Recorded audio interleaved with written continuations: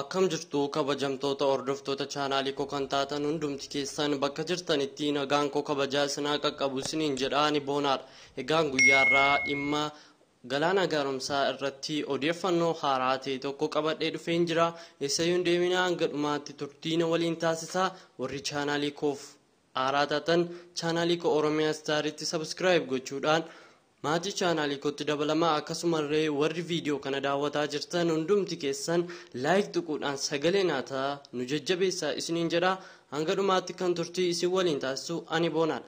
Egaa guyyaa har'aa odeeffannoo haaraa ta'e tokkoon argee odeeffannoon haaraa ta'e kun immoo galaana gaaromsaa ammas gadda Hacaaluu irratti gaddi biraa galaana gaaromsaatti dabalamee akka jiru miidiyaaleen garaagaraa dubbataa jiru.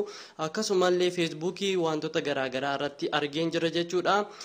Galaana gaaromsaa akkuma beekamu hiriyaa Hacaaluu Hundeessaa kan ta'e ijoollummaa isaaniitii kaasanii kan waliin guddatan waliin jiraataa turanidha. Galaana gaaromsaa wajjin Hacaaluu Hundeessaanii egaa akkuma beekamu ajjechaa Hacaaluutiin kan ka'e uummanni Oromoo hundumattuu ana dabalatee gadda isaa irraanfachuu hin dandeenye. Ammaa yoona yeroon suuraa isaa argu yoo akka tasaa irraanfadhatee laphee keessaa na dhukkuba, sammuu namaatti nama dhufa. Baay'ee gaddi guddaa uummata Oromootti ta'ee jira. Akkuma beekamu galaana gaaromsaan hiriyaa Hacaaluu Hundeessaadha.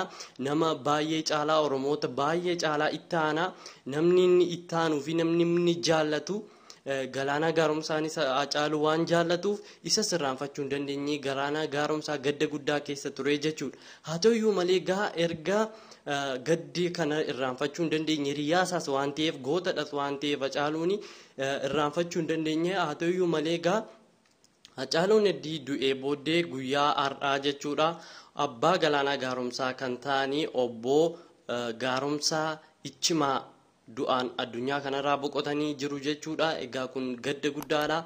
Galaana gaaromsaan illee akka jedhetti toora feesbuukii isaa irratti barreessee ture. Akka ati na guddifte waadaa kee galmaan gaadhee abbaan isaa du'aan boqotanii jiru obbo Galaanaa Ichimaa jechuudha. Odeeffannoo kana qabadhee dhufe jechuudha guyyaa har'aa. Egaa maal akka ta'e hubachuu hin dandeessu hundumti keessan hiriyaadha.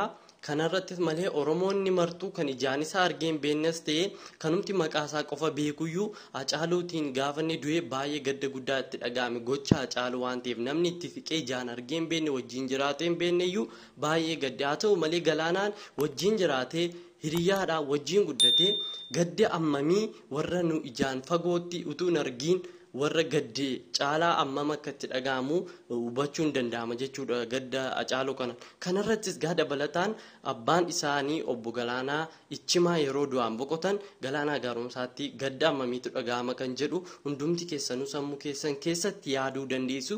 Egaa guyyaa irraa odeeffannoo kanarratti yaada kana isiniif ibsuuf hin dhufee akka kun ta'e oduu haaraadha waan ta'eef egaa hanga dhumaatti turtii na waliin taasisanii na hordofuu keessaniif guddaa galatoomaa isiniin jecha yeroo biroo qophii kana biraatiin hanga walitti deebinutti turtii gaarii isiniif haa ta'u.